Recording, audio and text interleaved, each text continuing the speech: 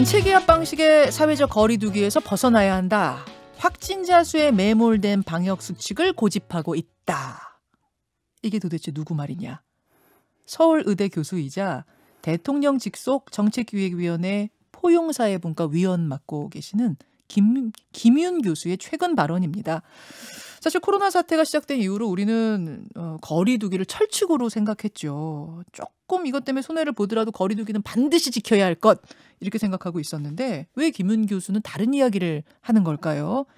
전문가들의 의견을 좀 다양하게 청취해 볼 필요가 있을 것 같아서요. 오늘 김윤 교수를 스튜디오에 직접 모셨습니다. 어서 오십시오. 네, 안녕하십니까. 대통령 직속 자문기구에서 그동안 일하시면서 사실 문재인 정부 의료 정책의 큰 방향에 많은 영향을 주셨던 걸로 제가 알고 있어요. 뭐 나름 하느라고 했습니다. 네. 예, 많은 영향을 끼치면서 끌고 오셨던 분으로 알고 있는데 그런 분이 지금 사회적 거리두기에 대해서 일종의 쓴소리를 하시니까 네. 조금 어리둥절하기도 하고 이게 무슨 말인가 싶기도 하고 네. 어떤 의미일까요?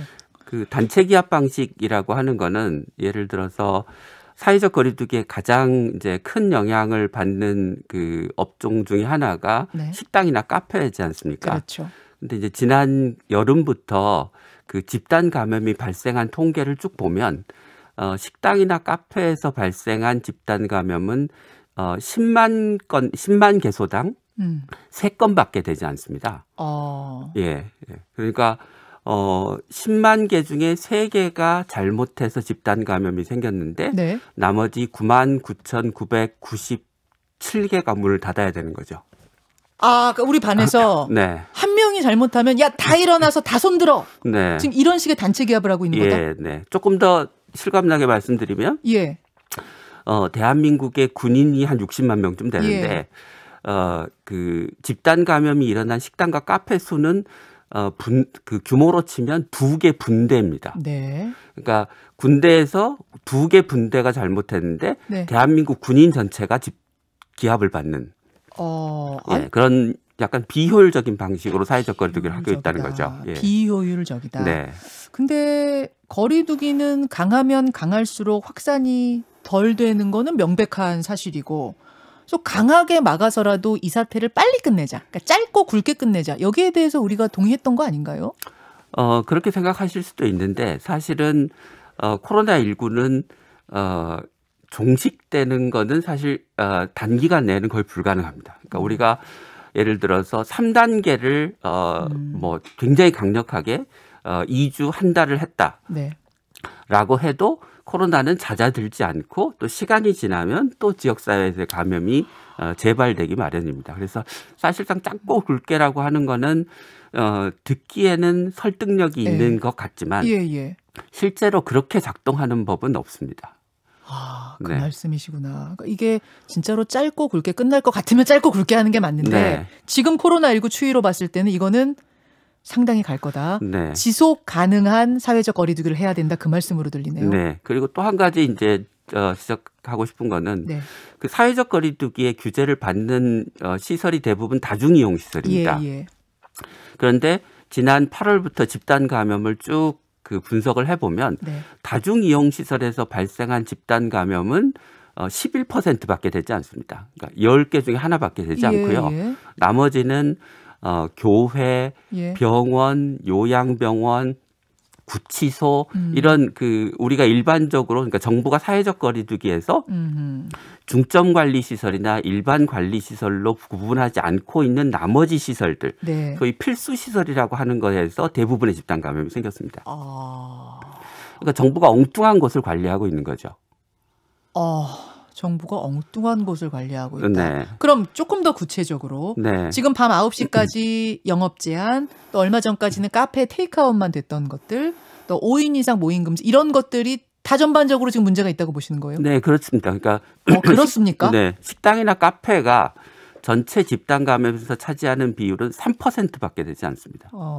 그러니까 집단 감염이 전체 감염의 절반쯤이 되니까 전체 감염 중에서 식당이나 카페에서 발생하는 감염의 비율은 1.5% 정도밖에 되지 않는 거죠. 그게 데이터에 안 잡혀서 그런 건 아니에요? 식당에서 감염됐는데 거기서 감염됐는지를 몰라서 그렇게 나온 건 아니에요? 뭐 일부 그럴 수는 있지만 대부분의 집단 감염이 어디서 생겼는지에 관한 경로가 파악되고 있기 때문에 그럴 가능성은 낮다고 생각해요. 예. 네. 아, 그렇게 보세요. 자, 이 이야기를 지금 이제 듣다 보니까 지금까지 들었던 이야기랑은 좀 달라서 네. 저도 지금 조금 어리둥절한데, 근데 이제 감염병이란 건 그래프가 정비례로 올라가는 게 아니고, 즉 1명에서 2명, 2명에서 3명, 3명에서 4명으로 올라가는 게 아니고 1, 2, 5, 7 막 이렇게 뛴다. 네. 그렇기 때문에 그 고리를 아주 초창기부터 끊어야 되고, 네. 그래서 지금 철저하게 식당에서 뭐 비록 그게 적은 수라도 그것부터 막아야 된다. 뭐 이런 건 아니에요. 그러니까 이제 우리가 사회적 거리두기를 집단 감염이 생겼을 때 어떻게 하느냐에 대해서는 네. 첫 번째 누구를 대상으로 어느 정도의 강도로 할 거냐의 방법의 문제가 있고요. 얼마나 빨리 할 거냐의 문제가 있고요. 확진자 수가 몇 명일 때 우리가 거리두기의 단계를 어느 수준까지 격상하느냐에 대한 강도의 문제가 있습니다. 그러니까 빨리 해야 된다는 데는 저도 동의합니다. 네. 그런데 초창기에 끊어야 된다는 건 동의하시지만 그 방법이 잘못됐다는 거죠. 단체 기합 방식. 부인하신 건 아니에요. 네네. 그러니까 단체 기합 방식이 잘못됐고 실제로 감염이 일어나고 있는 대부분의 시설을 놔두고 소수의 감염이 발생하는 다중 이용 시설에 대해서만 강력하게 규제하는 방식이 잘못됐다는 거죠. 자, 그러면 여기서 잠시 확인하고 갈 것은, 외국에서는 아예 그냥 좀 풀어주자, 풀어서 집단 감염 생기게 하자라고 주장하는 사람들도 있잖아요. 그쪽은 아니신 거고, 교수님은. 전혀 그쪽은 아니신 거고. 그거는 현실적이지 않습니다. 그러면 단체 기합이 되지 않으면서도 코로나 확산을 막을 수 있는 대안을 지금부터는 좀 제시해 주셨으면 좋겠습니다. 그러니까 한번 조금 생각해 보실 점은, 외국은 사회적 거리두기를 할 때 식당이나 카페에 문을 닫도록 하거나 예를 들면 테이크아웃만 가능하도록 합니다. 그런데 그것은 우리나라보다 수십 배 많은 환자가 생기기 때문에 다시 말씀드려서 제가 10만 개소 중에 3개소가 집단 감염이 생긴다고 말씀을 드렸는데, 외국은 그보다 훨씬 더 많은 식당이나 카페에서 집단 감염이 생기는 거죠. 그러니까 문을 닫는 방식이 필요하기도 하고 효과적이기도 한 거죠. 그런데 우리나라처럼 확진자 수가 적은 경우에는 극히 소수의 시설에서 이 집단 감염이 발생하는데 문을 닫도록 하는 방식은 적합하지 않다는 거죠. 확진자 수가 차이가 나기 때문에. 네. 그렇기 때문에 단체 기합이 아닌 방식이라고 하는 것은 문을 닫지 않도록 하는 대신 우리가 이제까지 써왔던, 예를 들면 면적당 손님의 수를 제한한달지, 영업 시간을 제한한달지, 뭐 다른 종류의 방역 지침을 강화한달지, 이런 방식을 써가면서 최대한 문을 닫지 않도록 하는 방식의 사회적 거리두기를 하는 게 효과적이고 효율적이다. 효과적, 효율적, 지속 가능할 것이다. 이렇게 보시는 거예요. 그럼 5인 이상 모임 금지, 이 제안에 대해서 어떻게 보십니까? 5인 이상 모임 금지는 그 사회적 거리두기의 위험을 우리 사회가 분담하는 구조를 가지고 있습니다. 그러니까 어떤 특정 업종이나 특정 시설에 피해가 집중되지 않는 방식이죠. 그러니까 문을 닫는 방식보다 5인 이상의 사적 모임을 금지하는 방식이 더 공평한 방식입니다. 그런데 지금 5인 이상 사적 모임을 금지하는 방식은 너무 엄격해서 그보다는 좀 인원을 상향 조정할 필요가 있죠. 예를 들면 10인 정도. 10인 정도까지는 가능하다고 보세요. 되게 외국에서 그 우리로 치면 3단계쯤에 해당할 때 어떤 나라는 5인 이상의 모임을 금지하고 어떤 나라는 10인 이상의 모임을 금지합니다. 이게 굉장히 강력한 조치입니다. 굉장히 강력한 거군요, 우리가. 그럼 교수님은 지금 우리의 그 확진자 수를 생각할 때 5인 이상은 너무 강하다고 좀 비효율적이라고 보시는 거예요. 그러니까 지속 가능하지 않다고 보는 겁니다. 밤 9시 영업 제한은 뭐 지금 제한을 두는 것 자체에 대해서 찬성하시는 것 같은데. 그런 원칙, 그건 하지만 지금 예를 들어서 10시나 11시 정도로 좀 연장해 줄 필요가 있다고 생각합니다. 그랬다가 막 진짜 2차로 또 모이고 막 안 만들 회식 만들고 이러지 않겠느냐라는 게. 그런데 이제 우리가 지금까지 가지고 있던 좀 코로나19의 집단 감염에 대한 상식을 그 객관적인 자료와 근거를 기반으로 해서 다시 좀 만들 필요가 있는데요. 그러니까 앞서 말씀드린 것처럼 대부분의 집단 감염은 다중이용 시설이 아닌 교회, 병원, 뭐 복지시설 이런 데서 생기는 겁니다. 데이터를 가지고 생각하라 이 말씀이세요. 막연한 것이 아니라. 처음에는 우리가 잘 몰랐으니까 그냥 직관에 의해서 사회적 거리두기 원칙을 세우는 게 맞을 수도 있지만 지금은 1년이 지났는데 그리고 데이터가 다 축적돼 있는데 네. 그 데이터를 보지 않고 근거를 만들지 않고 사회적 거리두기를 하는 거는 비효율적이고 비효과적이고 그로 인한 사회경제적 피해가 너무 막대하다는 거죠.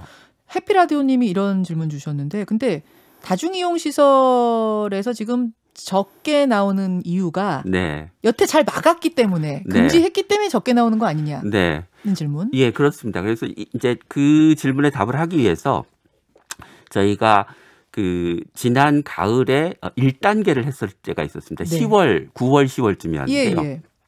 그때에 비교해서 올겨울 3차 유행의 시설 유형별로 확진자 수가 얼마나 늘었는지를 비교를 했습니다. 네. 그러니까 평균적으로 보면 9월, 10월에 비해서 올 겨울에 확진자 수가 한 3.3배 늘었습니다. 네. 이제 같은 기간 단위로 표준화를 해서 늘었죠. 보면.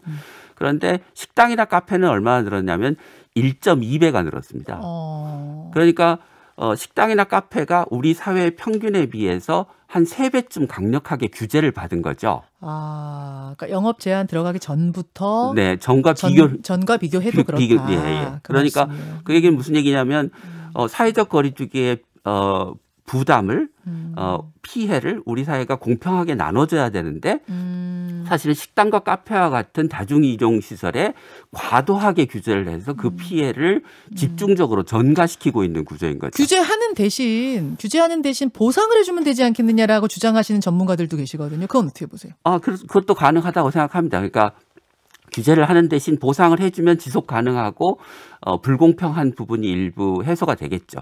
그런데 사회 전체적으로 보면 우리가 평균적인 위험도 이하로 규제하는 데 들어가는 비용이 너무 크기 때문에 비효율적인 방식이 되는 거예요. 비효율이라는 얘기를 지금 계속 강조하고 네. 계시는 거예요. 조금 더 쉽게 제 말로 표현하자면 가성비 이런 걸 우리가 따져야지 그렇죠. 지속 가능하다. 예. 학교 같은 경우 등교 수업 하느냐 마느냐 놓고 지금 교육부가 계속 고심하고 있거든요. 이건 어떻게 보세요?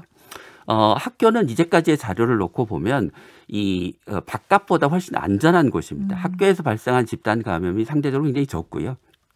학교를 문을 닫으면 학생들이 학교 바깥에서 학원 가고 오락실 가고 이러면서 감염이 더 생깁니다. 네. 학교문 열어야 된다고 보세요? 네, 당연히 저학년뿐만 아니라 다 열어야 된다고 보세요? 예, 최대한 열어야 된다고 생각합니다. 네. 최대한 열어야 된다고 네. 생각한다. 네. 김은 교수님 지금 이제 들으시면서 많은 청취자들이 좀 놀라셨어요. 왜냐하면 네. 지금까지 뉴스쇼에 나와서 말씀하셨던 전문가들하고 지금 약간 방향이 많이 다른 이야기를 하셔서. 네. 근데 요 이야기를 정은경 본부장, 청장이나 이런 분들하고 하셨어요? 개인적으로 한 적은 없습니다. 없으세요? 네. 두 분 친하지 않으세요? 두 분 다 이 나라의 이 의료 케어 정책을 지금 같이 갖고 가시는 분들인데. 예, 대학 동기긴 하지만 예, 바쁘신 분한테 자꾸 전화할 수가 없어서. 알겠습니다.